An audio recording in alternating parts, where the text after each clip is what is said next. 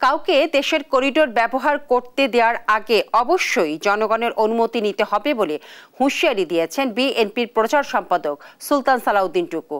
শনিবার দুপুরে টাঙ্গাইল প্রেস ক্লাবের অনুষ্ঠানে সাংবাদিকদের প্রশ্নের জবাবে তিনি একথা বলেন। এই দেশের প্রতি ইঞ্চি ভূমির মালিক হচ্ছে এই দেশের জনগণ। সেটি আপনি যদি কাউকে ব্যবহার করতে দেন, সেটি জনগণের অনুমতি লাগবে, ম্যান্ডেট লাগবে। এই দেশের মালিকানা, দেশের মানুষের ভোটের অধিকার মানুষ ফেরত চায়। 24 সালে মানুষ ভোট দেয় নাই, 14 সালে দেয় নাই, 18 সালে দেয় নাই। 3,60,00,000 নতুন ভোটার হওয়ার সত্ত্বেও তারা কিন্তু তাদের ভোটের অধিকার সেটি কিন্তু প্রয়োগ করতে সক্ষম হয় না।